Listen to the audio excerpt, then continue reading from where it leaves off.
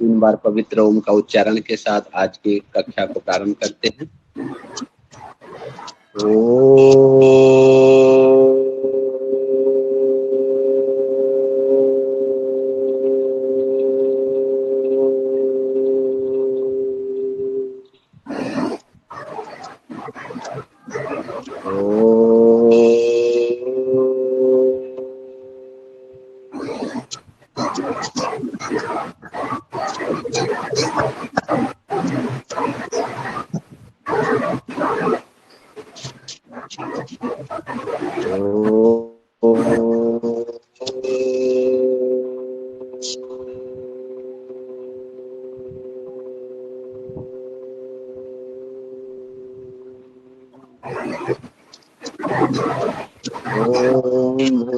भूर्भुवः स्वः तत्सवितुर्वरेण्यं भर्गो देवस्य धीमहि धियो यो नः प्रचोदयात्। ओम शांति शांति शांति। हम जीवन में यम नियम का पालन करेंगे, पूरे योग की पताका फहराएंगे। हमारा संकल्प बल भरा हुआ है, दिशा में सब कर दोनों हाथों को रब करेंगे और कोमलता के साथ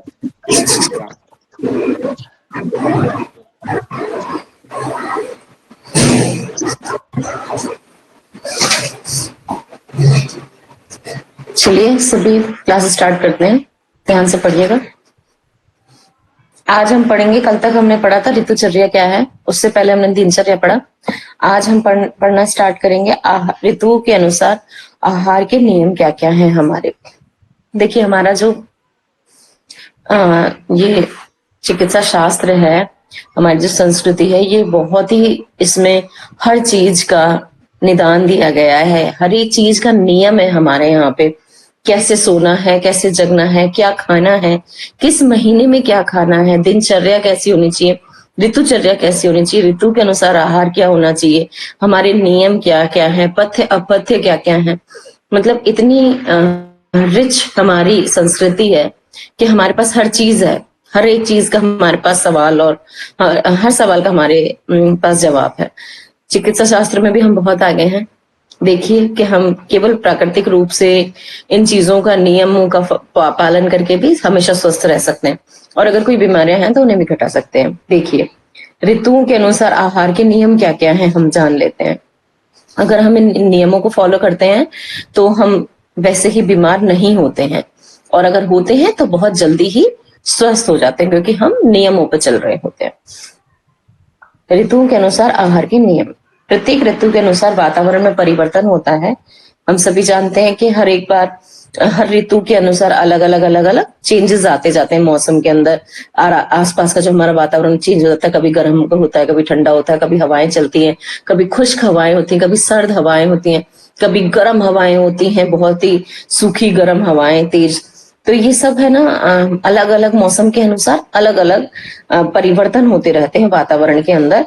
और उसी परिवर्तन के अनुसार हमारे ऋषि मुनियों ने, जो हमारे पुराने चिकित्सक, जो ऋषि मुनि सबसे बड़े चिकित्सक थे, उन्होंने हमें बताया कि क्या हमें खाना चाहिए, क्या हमें नहीं खाना चाहिए, किस ऋतु में कौन सा आहार आप खाएंगे तो आपके वात पित्त कुपित नहीं होंगे, और आपका ये इन सब चीजों को बराबर बैलेंस रख करके आप अपने शरीर को सुचारू रूप से चला सकते हो बिना बीमार हुए।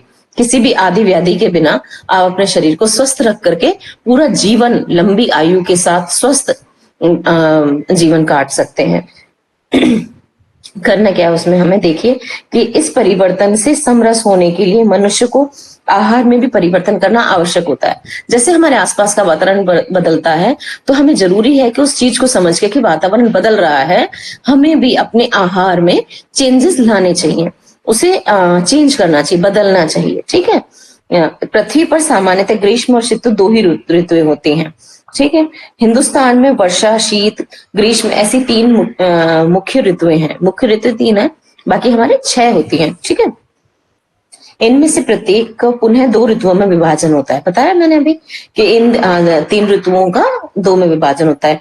प्रत्येक ऋतु में 2 मास होते हैं, 12 महीने का एक साल होता है, और 2-2 महीने के ये जो 6 ऋतु हैं वो होती है। और इन 6 में बताया गया है कि किस किस मौसम में वातावरण कैसा कैसा होता है, क्या क्या चेंजेस आते हैं, हमारी बॉडी में क्या चेंजेस आते हैं, आसपास के वातावरण में क्या चेंज आते हैं, तो हमें किस तरह से रहना चाहिए, उस हमारे नियम क्या है, हमारे आहार के नियम क्या है, हमें क्या खाना चाहिए क्या नहीं खाना चाहिए, ये सारी चीजें बताई गई है। तो उन्हीं को हम समझते हैं। 6 ऋतु मिलकर एक वर्ष बनता है, ये मैंने बताई दिया अभी जस्ट आपको समझाया। तो जो पहला है, वसंत ऋतु का आहार क्या होना चाहिए। ठीक है, इस ऋतु में भारी, अधिक तेल घी युक्त, खट्टे और मीठे पदार्थों का सेवन बंद कर देना चाहिए। ठीक है, इस ऋतु के अंदर हमें बहुत ज्यादा हैवी खाना नहीं खाना चाहिए, क्योंकि इससे पहले तो क्या था, सर्दी का टाइम था, और उस टाइम हम कितना भी हैवी खाना खा लेते हैं तो हमें हजम हो जाता है, और वो जरूरी भी होता है हमारी बॉडी के लिए। अच्छा हैवी जो मसालेदार और तेल घी युक्त भोजन होता है, घी युक्त इस तरह जो भोजन होता है वो हमारी बॉडी के लिए अच्छा होता है। पर जब वसंत ऋतु आती है तो इन सब चीजों को छोड़ देना चाहिए, और हमें इन सब का सेवन बंद करके क्या खाना चाहिए, खिले भुने हुए चने, जौ, मूंग, मेथी, करेले, मूली, सहजन, सूरन, ताजी हल्दी, अदरक, काली मिर्च और सौंठ आदि पचने में हल्के, सूखे, कड़वे, कसैले और तीखे पदार्थों का सेवन करना चाहिए। कि वो सब चीजें बंद करके हमें हल्के चीजों के ऊपर आ जाना चाहिए, जो कि सुपाच्य हैं और हल्के हैं, और खाने में हमारे को जल्दी से हम उनको ना पचा पाए, ऐसी चीजें जो जल्दी पच जाए, क्योंकि इस मौसम के अंदर इतनी जल्दी पाचन हमारा इतना अच्छा सर्वश्रेष्ठ नहीं होता है। तो हमें हल्के खाने पर आ जाना चाहिए। ठीक है, इसमें बताया कि क्या क्या हमें खाना चाहिए, ये सब इसी मौसम में हमें अवेलेबल होते हैं, तो हम आराम से उनको खा सकते हैं। स्वास्थ्य वर्धन हेतु नमक रहित व्रत का पालन, नमक रहित व्रत के पालन का महत्व। अब स्वास्थ्य हमें संवर्धन करना है, हमें अपना स्वास्थ्य बढ़ाना है, तो थोड़े बहुत कभी बीमार हो जाते हैं या कुछ है, या हमें एकदम निरोगी काया चाहिए, तो उसके लिए क्या है, इसमें दे रखा है कि नमक रहित व्रत का पालन का क्या महत्व है, कि जब हम नमक नहीं खाते हैं 15 दिन तक तो क्या होता है हमारी बॉडी के अंदर, और वो कितना कितना किस किस जगह फायदा करता है, ये बताया गया है। सुनिए, चैत्र मास में 15 दिन तक नमक रहित व्रत का पालन करना अत्यंत स्वास्थ्य कारक है। इसमें से जो 9 दिन होते हैं वो तो हमारे नवरात्रि के निकल जाते हैं। आपने देखा होगा पहले के ऋषि मुनि और बहुत ही विद्वान लोग, बड़े बूढ़े, और बहुत आपने पंडितों वगैरह को देखा होगा कि केवल 2 लौंग और बताशे के साथ, या फिर कुछ भी नहीं खा के, और अगर कुछ खाते भी हैं तो वो केवल फल खा रहे हैं, या केवल दूध पी रहे हैं, या केवल कोई एक चीज खा रहे हैं, उसमें नमक नहीं खा रहे हैं, इस तरीके के व्रत करते थे। कि वो जो व्रत हैं वो बहुत ही ज्यादा फायदेमंद होते हैं। फास्टिंग जो है, फास्टिंग का, उपवास का बहुत ही अच्छा स्वास्थ्य के ऊपर असर होता है। ठीक है ना, वो हमारी बॉडी को शॉक दे करके न्यू सेल्स जनरेट होती हैं, जो पुराने टॉक्सिन से, वो गंदे टॉक्सिन से वो निकलते हैं। शरीर को क्लीनिंग करने का टाइम मिलता है जब हम उपवास रखते हैं तो, और हमारे शरीर की जब शुद्धि हो जाती है तो हम बीमार होते ही नहीं है। ठीक है, अब देखिए वही चीज बताई रखी है, इससे रक्त शुद्ध होता है तथा हृदय, यकृत, मूत्र पिंड व त्वचा के रोगों से रक्षा होती है। क्योंकि जब आप ऐसी चीजें नहीं खा रहे हो, कुछ भी उल्टा सीधा नहीं खा रहे हो, तो आपकी बॉडी क्लींस हो रही है, क्लींस हर लेवल पे हो रही है। आपकी आंतें भी क्लीन हो रही है, आपका लिवर भी क्लीन हो रहा है, आपका ब्लड भी क्लीन हो रहा है, आपके जो अच्छी बुरी सेल्स इधर उधर इकट्ठी हो रही है उनको भी खत्म किया जा रहा है, नई अच्छी सेल्स बनाई जा रही हैं। तो बॉडी में नए नए चेंजेस होते हैं, और उसमें जो शुद्धिकरण का काम है वो चलता है। मतलब डिटॉक्सिफिकेशन का काम उपवास के दौरान होता है। तो जो हमारा शरीर इतने दिन से खा रहा था, पी रहा था, जो भी कुछ कर रहा था, उनमें कुछ चीजें ऐसी जो टॉक्सिन्स बनाती हैं या बन जाते हैं, या हम खुद उसको ले लेते हैं, अपनी बॉडी में कंज्यूम कर लेते हैं। तो उनको निकालने का रास्ता क्या है, उपवास। आप उपवास करोगे तो शरीर स्वस्थ रहेगा। ठीक है, अब इसमें जब नमक नहीं खा रहे हैं तो कितनी तरीके की बीमारियों में वो हमें फायदा कर रहा है, ये मैंने आपको बता ही दिया कि इन सब तरीके की बीमारियों से रक्षा होती है। इस वर्ष का प्रतिवर्ष पालन करने वाले व्यक्तियों का स्वास्थ्य अन्य लोगों की अपेक्षा अधिक उत्तम रहता है, ये ज्ञात हुआ है। हमारे जो एक्सपेरिमेंट्स वगैरह किए जाते हैं उनमें देखा गया है कि जो लोग हमेशा नमक खाते हैं और नमक वाले उपवास करते हैं, या उपवास ही नहीं करते हैं, उनमें से जो चैत्र मास के महीने में जो लोग उपवास करते हैं और बिना नमक का खाना खाते हैं, उनका जो स्वास्थ्य है वो बहुत ज्यादा अच्छा रहता है, क्योंकि एक्सेस से नमक तो वैसे भी कभी अच्छा नहीं होता, और जब आप नमक को छोड़ देते हैं तो बहुत सारी चीजें क्लिनजिंग होनी स्टार्ट हो जाती हैं बॉडी से नेचुरली ही। ठीक है, वसंत ऋतु में किए जाने वाले कुछ लाभप्रद कृत्य सुन लीजिए, देखते हैं हम क्या क्या है वो। प्रतिदिन सवेरे 2 ग्राम हर्रे का चूर्ण मधु के साथ मिला के खाएं। हर्रे क्या, वही कल हमने पढ़ा था, हरड़ जो होती है, छोटी वाली हरड़, काली हरड़, उसको हम क्या करते हैं, 2 ग्राम लीजिए, उसको चूर्ण बना लीजिए, उसका 2 ग्राम ले लीजिए, चम्मच में से आधे चम्मच से थोड़ा सा कम, और उसको मधु शहद के साथ मिला के खाइए, वो आपके पेट के लिए। ठीक है, उससे क्या होगा, पेट की सफाई होगी। कॉन्स्टिपेशन कितनी भी पुरानी से पुरानी हो, कितना भी आपके अंदर आंतों में मल चिपक रहा हो, जम रहा हो, वो सब निकल करके और बॉडी को क्लींस कर देता है। आपकी गैस एसिडिटी खत्म हो जाती है, कॉन्स्टिपेशन खत्म होती है, आपको भूख अच्छी लगती है, अपच की बीमारी, गैस, खट्टी डकार, जलन, ये सब कुछ खत्म करके आपको जो पाचन तंत्र उसको सुचारू रूप से चलाने का काम ये हरड़ बहुत ही आसानी से करता है। प्रतिदिन सवेरे नीम के 15 कोमल पत्ते 2 काली मिर्च के साथ चबाकर खाएं। अगर नीम के पत्ते खाते हैं, आपने देखा होगा चैत्र मास में नीम फूटता है, उसमें नए नए कोमल कोमल पत्ते आते हैं पतझड़ के बाद में, और जो उसके वो रेड रंग के कोमल पत्ते होते हैं वो बहुत ही ज्यादा स्वास्थ्य के लिए लाभप्रद होते हैं। अगर आप उसको खाते हैं तो आपको मलेरिया वगैरह, डेंगू, चिकनगुनिया ऐसी कोई बीमारी नहीं होगी, किसी भी तरीके की। जो ये गर्मी, आने वाली गर्मी का मौसम होता है चैत्र मास के बाद में, तो इसमें फोड़े फुंसी बहुत ज्यादा निकलते हैं, त्वचा संबंधी विकार बहुत ज्यादा होते हैं, पसीने में दुर्गंध आती है, बहुत गर्मी लगती है। तो ये सब तरीके की जो चीजें हैं ना, उससे निजात मिल जाती है आपको, कि वो आपको होंगी ही नहीं अगर आपने चैत्र मास में 15 दिन ये खा ली। पहले तो ये नियम हुआ करता था कि हर घर घर में चैत का महीना स्टार्ट होता था और हर एक को नीम की गोलियां बना के दी जाती थी कि सुबह उठते ही सबसे पहले पानी के साथ में वो नीम की गोलियां आपको खानी है, या पत्ते चबा के खाने। जो चबा के खा नहीं सकते उनको नीम की गोलियां बना के दे दी जाती थी, उन पत्तों को पीस करके। और नहीं तो आप ऐसे ही खा लीजिए, चबा चबा के खाते तो और भी अच्छा है, वो सलाइवा के साथ मिलकर के और ज्यादा अच्छा वर्क करती है हमारी बॉडी के अंदर। तो अगर ये चीजें खाते हैं ना तो बहुत सारी बीमारियों से हम बच जाते हैं, हमारी बॉडी के लिए बहुत ही अच्छा होता है। ये कटु होता है स्वाद के अंदर, कड़वा होता है, बट हमारे शरीर में जाकर के विभिन्न प्रकार की बीमारियों से लड़ने का काम ये करता है। ठीक है, 7 से 15 दिन सवेरे नीम के फूलों का रस 15 से 20 ml खाली पेट लें, इससे त्वचा विकार और मलेरिया से रक्षा होती है। दोनों की एक ही जैसी बात है, नीम के पत्ते भी लगभग वही काम करते हैं और इसके फूल भी यही काम करते हैं। ठीक है, ग्रीष्म ऋतु में आहार नेक्स्ट आता है हमारा, कि हमारे ग्रीष्म ऋतु में आहार क्या होना चाहिए। तो इस ऋतु में पाचन शक्ति मंद हो जाती है, इस काल में दूध, घी आदि स्निग्ध पदार्थ खाएं।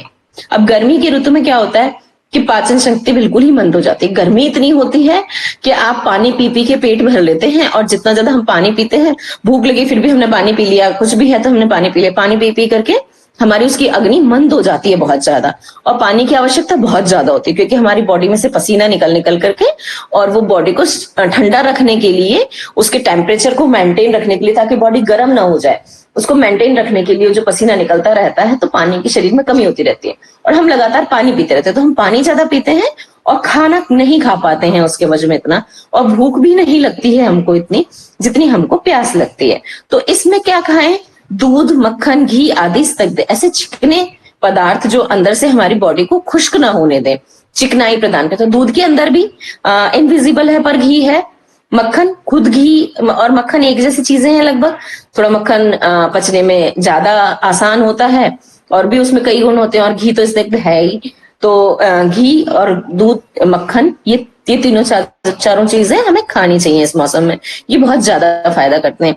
इलायची ठंडी होती हैं, सूखा धनिया, जीरा, ये सब प्रयोग में लाने से, इससे बने हुए पदार्थ प्रयोग में लाने, और मधुर और खट्टे रसात्मक पदार्थ जैसे कि आंवला है, अनार है, जैसे कि संतरा है, नींबू है, नींबू का रस शिकंजी बना करके, या नींबू का नमकीन वाला पानी बना करके, ये जो हम पीते हैं वो फायदेमंद होते हैं इस मौसम में बहुत ज्यादा, क्योंकि वो डिहाइड्रेशन को वो करते हैं, विटामिन सी वगैरह की कमी को बराबर करते हैं, और हमारे शरीर में पानी की कमी नहीं होने देते हैं। अत्यधिक ठंडे और अत्यधिक गर्म पदार्थ इस मौसम में नहीं खाने चाहिए। अत्यधिक ठंडे खाओगे तो वो भी आपको नुकसान करेगा, और आप अगर अत्यधिक गर्म पदार्थ भी यूज कर रहे हैं तो उससे शरीर की गर्मी बहुत ज्यादा बढ़ जाती है, वो भी बहुत ज्यादा नुकसान करता है, वो भी नहीं खाना चाहिए। वर्षा ऋतु में हमारा आहार क्या होना चाहिए। आइए पढ़ते हैं। वर्षा ऋतु वात प्रकोप और पित्त संचय का काल है। जैसे ही बारिशें स्टार्ट होती हैं तो आपने देखा होगा तरह तरह के दर्द उठने स्टार्ट हो जाते हैं। तो उसमें क्या होता है, वात का तो प्रकोप रहता है, तो जितने भी वात कुपित रोग हैं वो इस मौसम में उठते हैं, और पित्त का संचय होता है। तो ये दोनों ही चीजें को जो हम बैलेंस कर सकते हैं वो इस तरीके का खाना खाएं कि ये सब चीजें बैलेंस रहें, कुपित ना हो। ठीक है। इस काल में भोजन में सर्व रसों का सेवन करें। सभी तरीके के रस अगर आप पियोगे तो वो सुपाच्य होते हैं, जल्दी पच जाते हैं, वो आपको फायदा करेंगे। उष्ण पदार्थ खाएं, मतलब गर्म खाना खाएं। अत्यधिक तेलीय अथवा रूखे पदार्थ नहीं खाने चाहिए क्योंकि वो पचने में नुकसानदेह होते हैं और ये क्या करते हैं कि वात को प्रकोपित करते हैं। द्रव पदार्थ अल्प मात्रा में ही लें। इस काल में बीच बीच में उपवास करना लाभदायक होता है। अब इसमें लंबे उपवास की आवश्यकता नहीं है वर्षा ऋतु में, पर थोड़े थोड़े दिनों के बाद अगर उपवास करते रहोगे तो बॉडी सुचारू रूप से चलती रहेगी और बैलेंस रहेगी। ठीक है। शरद ऋतु में आहार हमारा क्या होना चाहिए? यह वात का संचय काल है और पित्त का प्रकोप काल है। इसमें वात संचय होता है और पित्त प्रकोपित होता है। तो जो पित्त प्रकोपित वाले रोग होते हैं वो इस मौसम में बढ़ जाते हैं। इस मौसम में हमें क्या करना चाहिए? इसमें मधुर, कड़वा, कसैला, रसात्मक आहार लेना चाहिए। घी पित्त शामक होता है इसलिए इसका प्रयोग करना चाहिए। घी के मैंने पहले बताया तो बहुत सारे उपयोग, तो घी पित्त शामक भी है। तो जब आप घी लोगे तो पित्त वाली जो परेशानियां हैं, हाथ पैरों में जलन वगैरह है, गर्मी है, तो वो जो उससे होने वाली जो परेशानियां होती है ना, वो भी पित्त के कारण होती है, वो भी आपको उससे बहुत आराम मिलेगा। और फिर जब आप घी यूज करोगे ना तो पित्त वाली जो चीजें हैं वो कम ही आपको पित्त वाले जो रोग हैं वो कम उखड़ेंगे, कम आपको परेशान करेंगे। तो थोड़ा घी भोजन में प्रयोग जरूर करना चाहिए, इसलिए इसका प्रयोग करें, परंतु तेलीय और चर्बी युक्त पदार्थों से बचें। पर जो तेलीय खाना होता है ना, बहुत ज्यादा तेल वाला, ऑयल वाला खाना, तला भुना खाना, ये सब नहीं खाना चाहिए। उससे है ना हमें परेशानी होती है, तो उससे दूर रहना चाहिए। हेमंत ऋतु में आहार। अब हमें हेमंत ऋतु में क्या खाना चाहिए उसके बारे में देखते हैं। हेमंत ऋतु शीत ऋतु का आरंभिक ऋतु है। हेमंत ऋतु क्या, शीत ऋतु जो बहुत ज्यादा ठंड पड़ती है ना उसका पहला हिस्सा है। ठंड स्टार्ट हो गई है, अब आपको क्या अपने खाने में चेंजेस करने, क्योंकि वातावरण आसपास से चेंज हो रहा है। इस काल में पाचन शक्ति उत्तम रहती है। इस काल में स्नेह युक्त पदार्थ खाएं, परंतु अत्यधिक ठंडे और रूखे पदार्थों का सेवन नहीं करें। रूखा सूखा भोजन नहीं करना चाहिए इस टाइम पे। स्निग्ध पदार्थ खाने चाहिए और ठंडे पदार्थ नहीं खाने चाहिए क्योंकि वो बीमारी का कारण बनते हैं आपके और पाचन में भी अवरोध उत्पन्न करते हैं। शिशिर ऋतु में आहार। जब बहुत ज्यादा ठंड का महीना हमारे आ जाते हैं दोनों, तब हमें क्या खाना चाहिए, क्या नहीं खाना चाहिए, क्या खाना चाहिए उस टाइम में, क्या हमारा आहार हो, ये देखते हैं। इस काल में पाचन शक्ति अति उत्तम होती है, खाना अच्छे से पचता है क्योंकि अग्नि तेज होती है। इस टाइम पे हमें ज्यादा खाना चाहिए अपनी बॉडी को गर्म रखने के लिए और हैवी खाना चाहिए। तो मधुर, खट्टा और नमकीन रसात्मक आहार लें। मधुर होना चाहिए, खट्टा भी होना चाहिए, उसमें थोड़ा नमक भी होना चाहिए, और रसात्मक आहार लें, थोड़ा गीला भी होना चाहिए, नहीं सूखा सूखा खाना, मतलब रस होने चाहिए उसमें तरह तरह के। ठीक है। तीखे, कड़वे और कसेले पदार्थों से बचें। इस टाइम तीखे, कड़वे और कसेले पदार्थ हमें नहीं खाने, उनको हमें अवॉइड करना चाहिए। तेल और घी के खाने पर प्रतिबंध नहीं है। अब तेल और घी इस मौसम में खा सकते हैं। तेल भी ऐसे नहीं कि बहुत एक्सेसिव खा रहे हैं, पर तेल युक्त तो चीजें आप खा सकते हो, आपको पच जाएंगी। ठीक है। और घी तो इसमें कुछ नुकसान देता ही नहीं है। जो लड्डू वगैरह, पंजीरी वंजीरी, मेथी वगैरह के बनाते हैं, ये सब चीजें फायदा करती हैं, वो आप खा सकते हैं इसमें। तो हमने पढ़ा है ऋतुओं के अनुसार आहार नियम। अब हम पढ़ते हैं कि संध्या काल में दूध पीने, प्रातः में जल पीने और भोजन के अंत में छाछ पीने का क्या महत्व है। इनका महत्व हम जानते हैं कि अगर ये इस तरह से पीने के लिए कहा गया है तो क्यों कहा गया है। तो दिनांते च पिबेत दुग्धम, निशांते च पिबेत पयः, भोजांते पिबेत चक्रम तक्रम किम वैदस्य प्रयोजनम। अब इसे इन्होंने इतना अच्छा ये दोहा दिया है कि अगर आप दिन के अंत में संध्या काल में सोने से पहले दूध पीते हैं और प्रातः काल में उठ करके आप पानी पीते हैं, उषा पान अपन बोलते हैं, जो पानी आप पी लेते हैं मुंह धोने के बाद में, उषा पान आप करते हैं, जल पीते हैं, भोजन के आखिर में अगर आप हमेशा दोपहर में छाछ पीते हो, तो फिर वैद का क्या काम है। अगर आपने अपना इस तरीके से रूटीन बना रखा है तो वैद्य का कोई काम नहीं, मतलब आप आरोग्य रहेंगे, आपको बीमारी नहीं होगी, रोग रहित रहोगे। अगर आपका जो पीने वाला जो शेड्यूल ये है, ये चीजें आप इस तरह से पिएंगे तो आपको आरोग्य की प्राप्ति होगी। संध्या काल में दूध पीना। संध्या के समय वायुमंडल में रजतमात्मक तरंगों के प्रवाह से माध्यम में अनेक अनिष्ट शक्तियों का आगमन होता है। ठीक है, रात्रि का काल पूर्णतः अनिष्ट शक्तियों से के रजतमात्मक कार्य पर आधारित होता है। अतः इस काल में सगुण तत्व रूपी चैतन्य के स्रोत दूध का सेवन से प्राबल्य दर्शक रजतमात्मक अनिष्टकारी शक्तियों के प्रभाव से जीव की रक्षा होती है। इसलिए इस काल में दूध प्राशन करने से के लिए कहा गया है। इसका पूरा जो सार है ये है कि ये हमारी शक्ति को हमारे को शक्ति प्रदान करता है, दौर्बल्य को खत्म करता है। रात को दूध पीने से अच्छी निद्रा आती है, बेचैनी नहीं होती है, तो नींद बढ़िया नींद आएगी, अनिद्रा की प्रॉब्लम नहीं होगी, आप अच्छे से सो पाओगे और भी आपके शरीर को जो शक्ति प्रदान करेगा इस टाइम में दूध पीना सबसे ज्यादा करेगा। ठीक है, और जो ये किसी भी और काल में दूध पीने से ज्यादा फायदा शाम के टाइम में दूध पीने से होता है, मतलब सोने से पूर्व। प्रातः काल उठने के बाद में जल पीना, उषापान मतलब प्रातः काल उठने पर जल पिए, क्योंकि जल जिस प्रकार पुण्य कारक है उसी प्रकार यह पाप हारक भी है। तो जिस प्रकार ये पुण्य कारक है उसी प्रकार पाप हारक भी है, पाप को भी हरता है हमारे को। रात्रि काल में रजतमात्मक वायुमंडल से देह में होने वाले अनिष्ट शक्तियों के सूक्ष्म आक्रमण के कारण देह तथा मुख की रिक्ति इन तरंगों से युक्त बनी हुई होती है। ठीक है, रात भर देह में घनीभूत हुई इन रज तम युक्त पाप तरंगों का शमन करने हेतु सर्व समावेशक निर्गुण जन्य रूपी जल का प्रयोग किया जाता है। ठीक है, जल पीने से देह रजतमात्मक तरंगों के संक्रमण से मुक्त हो जाती है। पानी पिएंगे हम, जितने भी वो हैं गंदगी होती है हमारी, तो पानी पिया वो हमारे उसके साथ में निकल जाती है और हम आराम से फ्रेश वगैरह हो जाते हैं। तो हमारी देह क्या हो जाती है, शुद्ध हो जाती है, मुक्त हो जाता है। इसलिए रात भर के पाप युक्त रजतम का निर्दलन करने हेतु प्रातः जल पीने के लिए कहा गया है।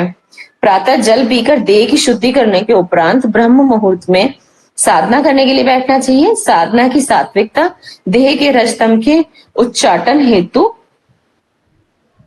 खर्च नहीं होती है, व्यय नहीं होती है। ठीक है, उसके बाद में हमें ब्रह्म मुहूर्त में साधना करनी चाहिए। वो ब्रह्म मुहूर्त में उठने का तो ये हमने पहले ही समझाया था आपको कि कैसे क्या है, उषापान कैसे करना चाहिए, क्या करना चाहिए, उससे क्या क्या फायदे होते हैं, वो ही ये बताया गया है।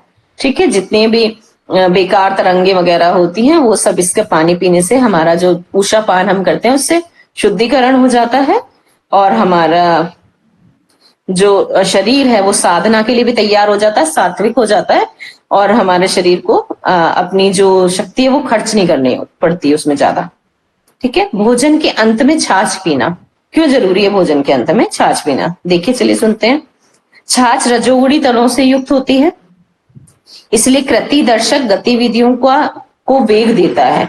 ठीक है, छाछ में विद्यमान रजोगुण अन्न पाचन क्रिया को गति प्रदान करके उसी समय उसमें निर्मित ऊर्जा देह को कार्य करने के हेतु प्रदान कर देता है। इसमें रजोगुण होता है, तरंगे होती हैं और ये क्या करता है कि छाछ में जो रजोगुण है वो अन्न पाचन की गति को, जो हमारा खाना हमने खाया है उसकी पाचन की गति को, उसको गति प्रदान करता है। मतलब जल्दी से होती है वो प्रोसेस, जल्दी जल्दी खाना पचता है हमारा, और है ना जो उसमें ऊर्जा बन रही है, ऊर्जा ही तो बनती है। हम खाना जब बनाते हैं, खाना जब खाते हैं तो उससे क्या बनती है, ऊर्जा बनती है। तो जो ऊर्जा बनती है उसको तभी की तभी रिलीज करके बॉडी को काम के लिए दे देता है वो, इसलिए छाछ पीने का विधान है।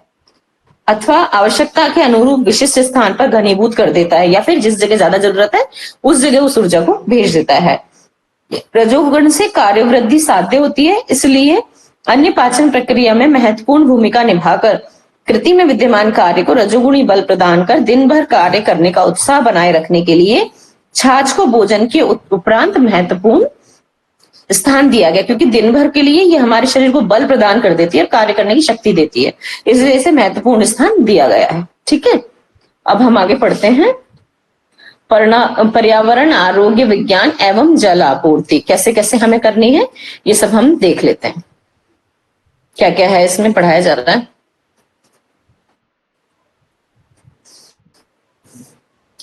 पर्यावरण आरोग्य विज्ञान एवं जल आपूर्ति। पर्यावरण विज्ञान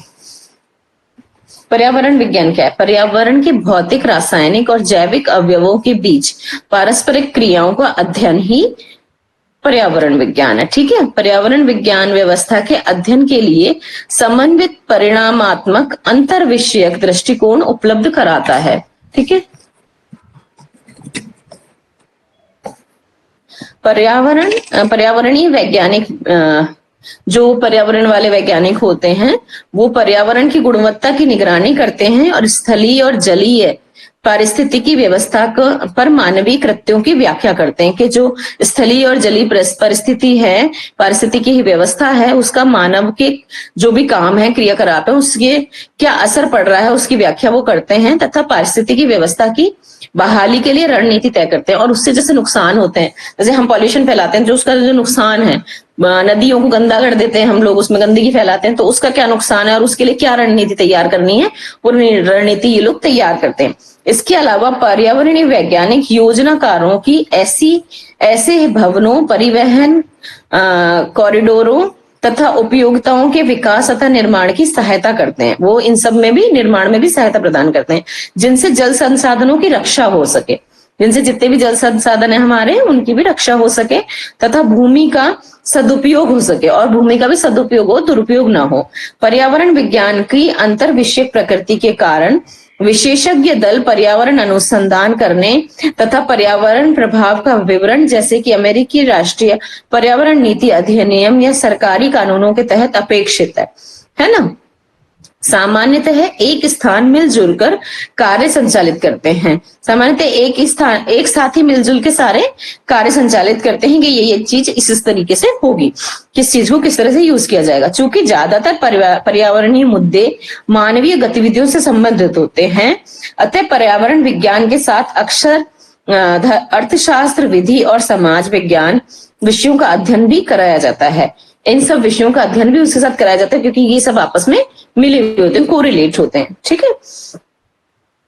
पर्यावरणीय विज्ञान के अंतर्गत जलवायु परिवर्तन, संरक्षण, जैव विविधता, भूमि जल, मृदा संरक्षण, मृदा संदूषण, प्राकृतिक संसाधनों का प्रयोग, कचरा प्रबंधन, सतत विकास, वायु प्रदूषण और शोर से होने वाले पर्यावरण प्रदूषण जैसे मुद्दों को शामिल किया जाता है। ये ही जितने सारे ये मुद्दे हैं ना, जलवायु के परिवर्तन वाले, संरक्षण के, जैविक विविधता, भूमि जल, मृदा संदूषण, प्राकृतिक संसाधन, कचरा प्रबंधन कैसे हो, सतत विकास आगे कैसे किया जा सकता है, वायु का प्रदूषण और शोर से होने वाले प्रदूषण से मुद्दे सारे ही इसमें शामिल किए जाते हैं। ठीक है।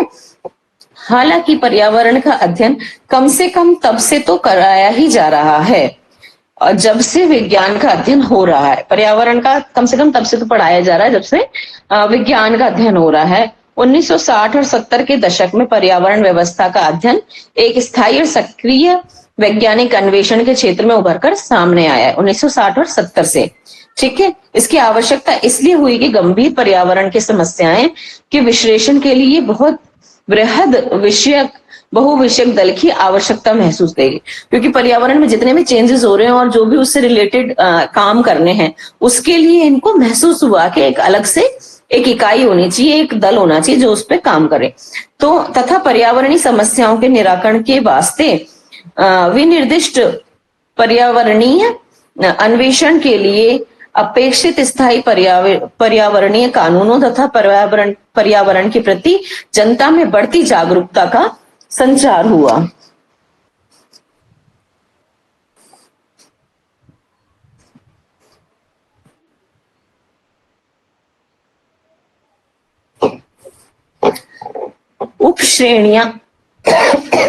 उपश्रेणियां वातावरणीय विज्ञान के अंतर्गत पृथ्वी की बाहरी गैसीय परत का अन्य प्रणालियों से संबद्धता के साथ में नई घटना क्रिया विज्ञान की जांच की जाती है। ठीक है।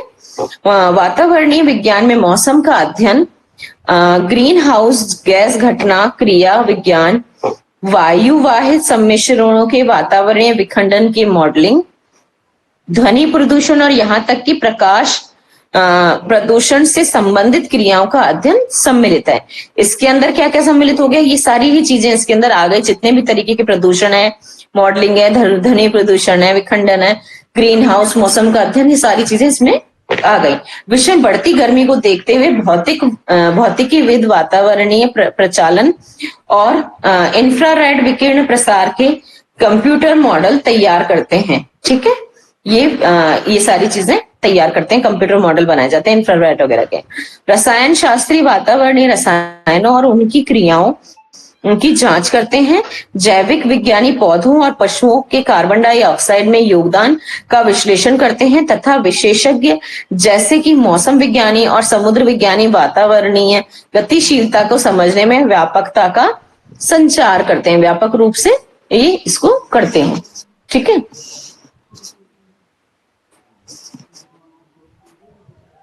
पारिस्थितिक के अध्ययन के अंतर्गत विशेष तौर पर मिलती जुलती जनसंख्या के बीच गतिशीलता या जनसंख्या और उसके कुछ पर्यावरणीय पहलुओं के विश्लेषण का अध्ययन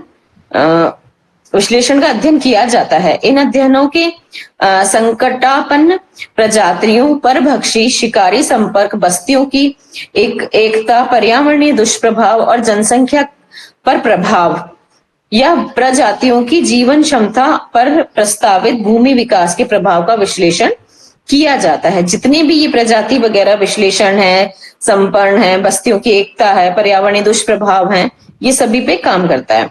पारिस्थितिकी प्रणाली के अंतर विषयक विश्लेषण पर काफी व्यापकता है और इसमें पर्यावरण के संबंधित कई क्षेत्रों को शामिल किया जा सकता है।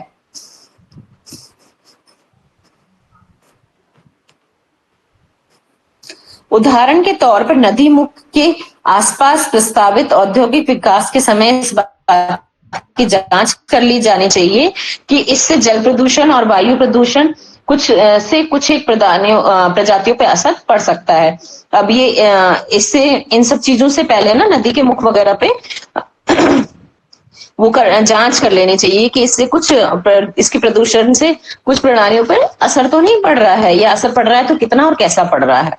इस अध्ययन के अंतर्गत जीव विज्ञानी वनस्पतियों का अध्ययन करेंगे और रसायन शास्त्री जल प्रदूषण से होने वाले दलदल की भौतिकविद वायु प्रदूषण का अध्ययन करेंगे तथा भूवैज्ञानिक दलदली मिट्टी और कीचड़ के बारे में समझने की कोशिश करेंगे, समझने में सहायता करेंगे।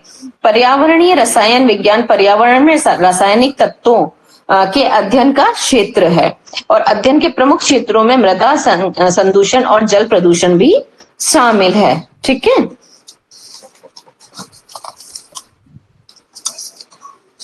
ये तो बिल्कुल बस पढ़ने ही वाली चीजें हैं, बस आप इनको पढ़ते जाइए। इसमें समझाने जैसा कुछ नहीं है कि इसमें क्या क्या चीजें हैं, बस इसमें यह है कि किस किस में क्या क्या चीजें हैं, कौन क्या करता है, किस तरीके से प्रणालियां बनाई जाती हैं, किस किस चीज के लिए किस किस को पढ़ाया जा रहा है, क्या उसमें आगे जो प्रॉब्लम्स हैं वो आ रही हैं और उनको निदान के लिए ये क्या क्या करते हैं, ये इसके अंदर पूरे में बताया गया है कि किस तरीके से मृदा संरक्षण है, क्या है, किस चीज से नुकसान हो रहा है, दलदल किस तरीके से बन रहे हैं या उसमें कुछ और परेशानी आ रही है, ध्वनि प्रदूषण, शोर प्रदूषण, प्रकाश प्रदूषण, हर तरह की प्रदूषण के लिए अलग अलग चीजें हैं। जमीन को कैसे यूज करना है उसके बारे में, पानी के लिए कैसे है उसके बारे में है।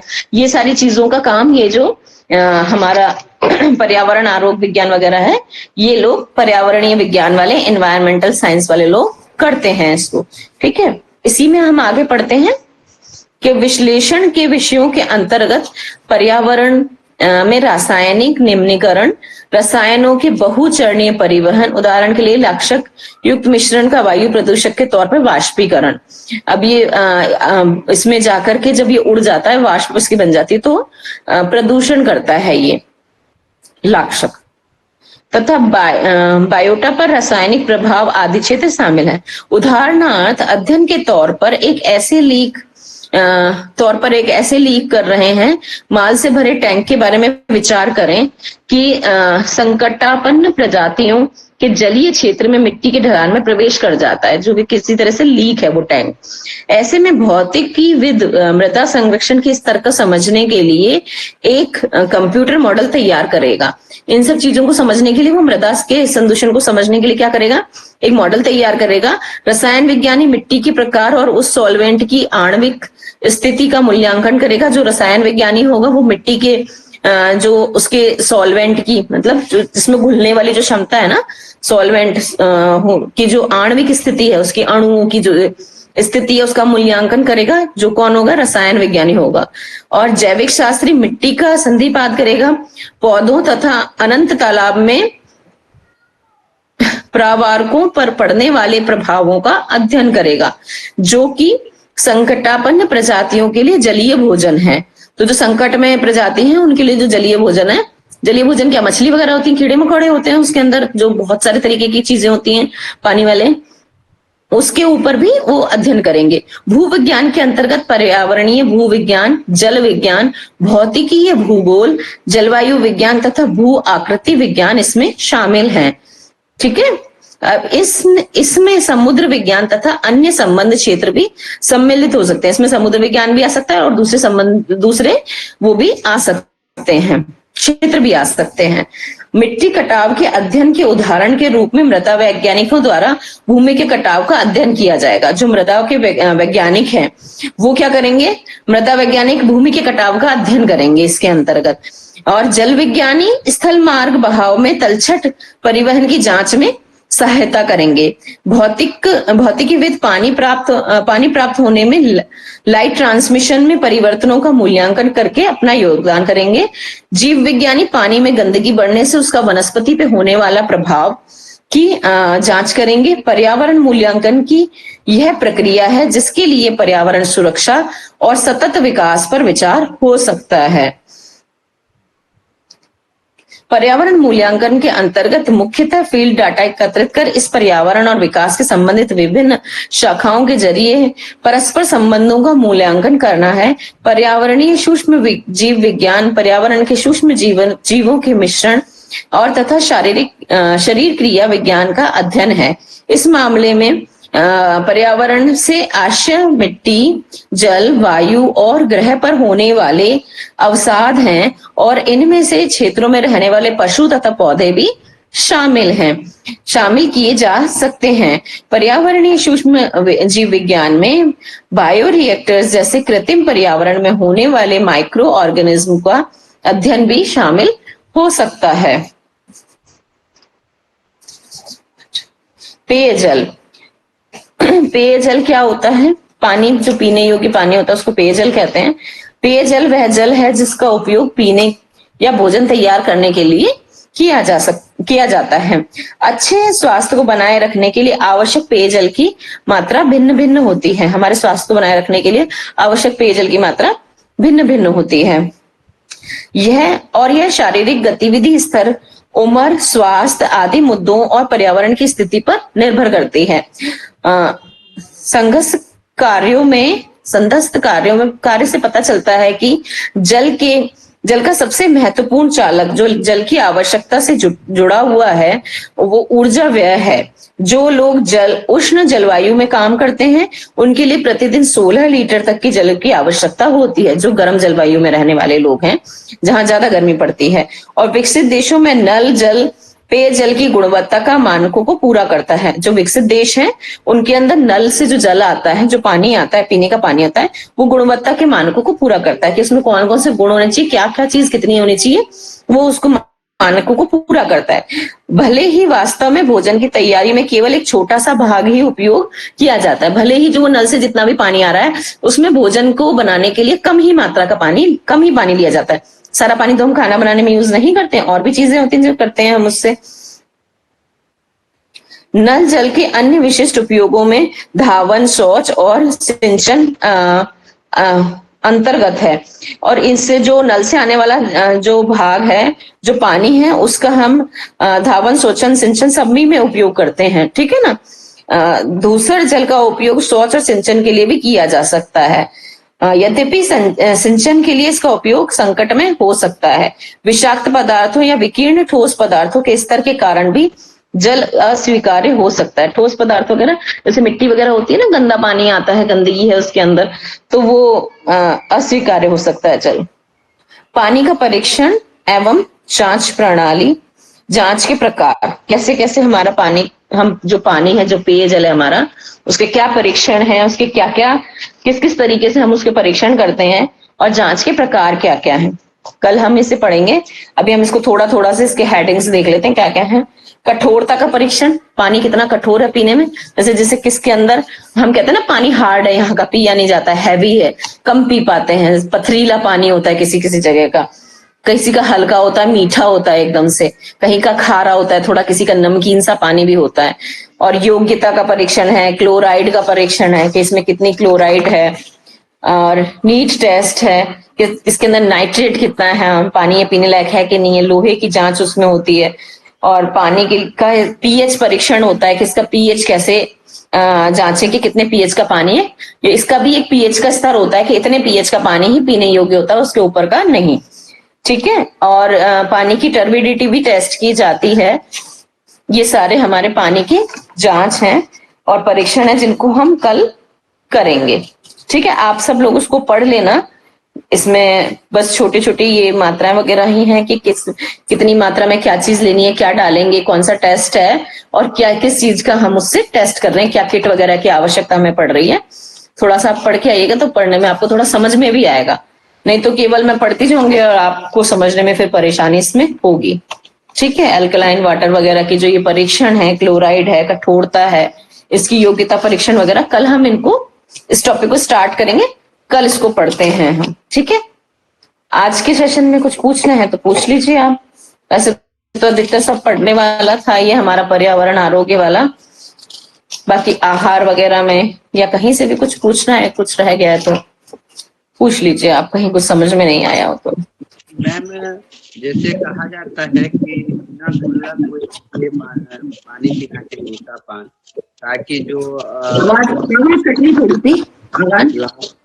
जो रहती है वो अंदर जाता है तो क्षारीय होता है, ऐसे ऐसे कहीं पर बोलते हैं।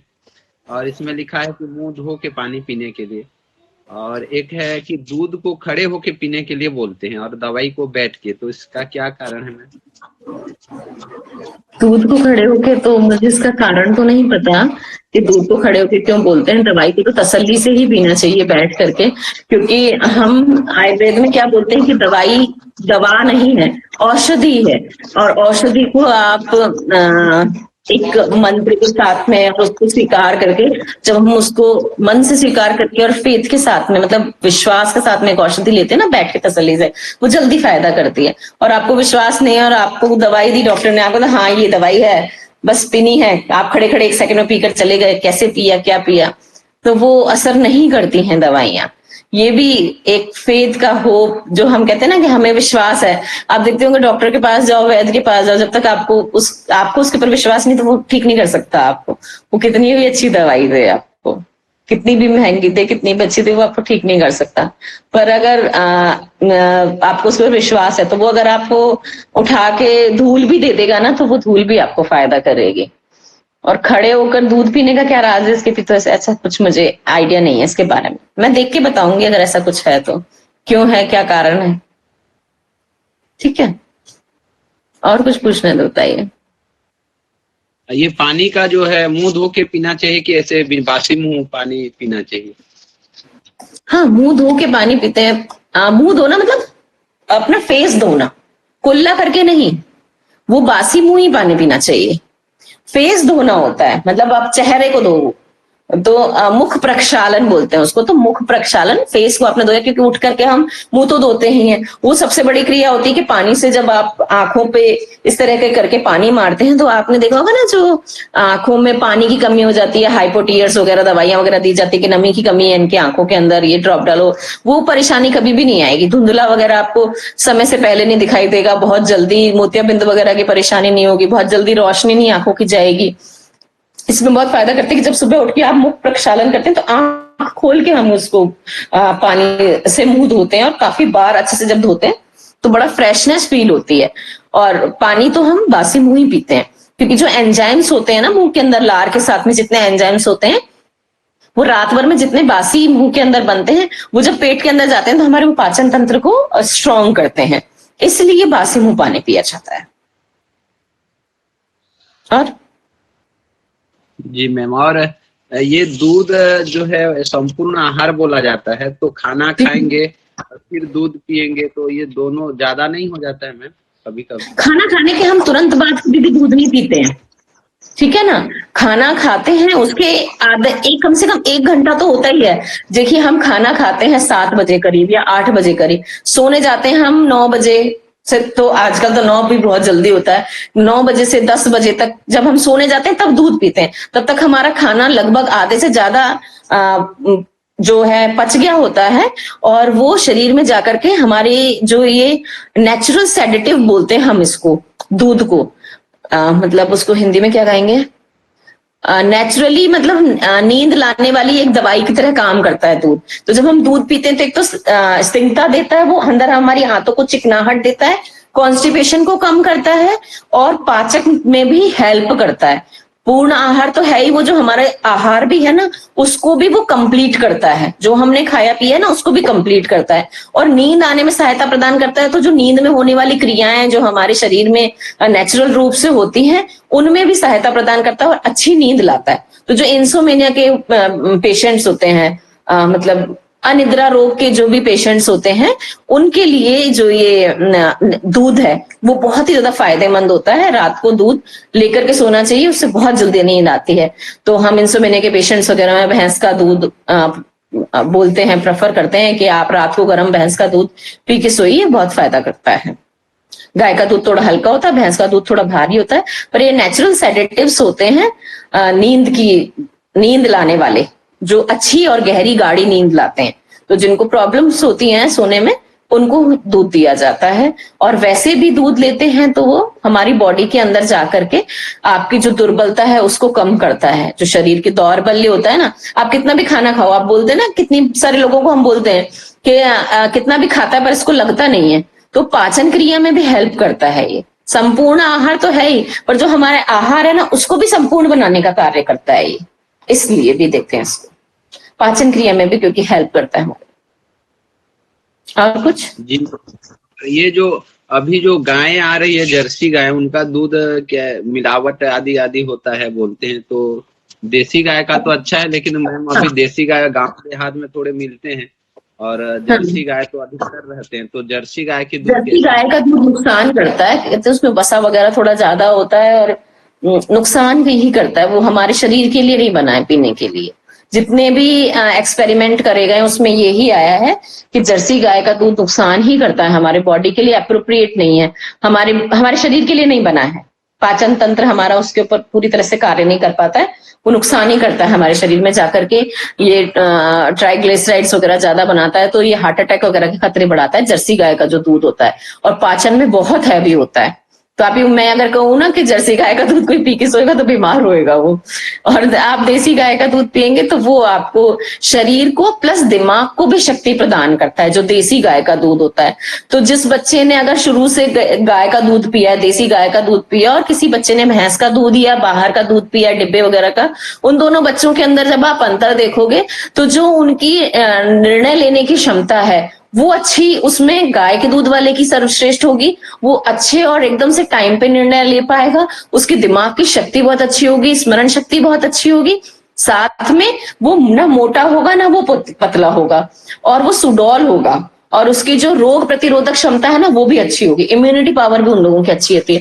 तो गाय जो हमारी देसी गाय है ना वो सर्वश्रेष्ठ है, जर्सी गाय हमारी नहीं है, ये तो बाहर से आ गई हैं, ये हमारे को बिल्कुल हमारे इस एनवायरनमेंट में फिक्स होती है, हमारे वातावरण में नहीं वो, क्योंकि कोई भी गाय इतना दूध देना आप सोचिए कि किस तरीके से कितना नुकसानदायक है वो। ठीक है जी मैम, करते हैं, टाइम हो गया, टाइम हो चुका है, शांति पाठ करवा करके प्लीज करवा दीजिए। दोनों हाथ जोड़ते हुए, ओम सर्वे भवन्तु सुखिनः, सर्वे सन्तु निरामया, सर्वे भद्राणि पश्यन्तु, मा कश्चित् दुःखभाग् भवेत्। ओम शांति शांति शांति।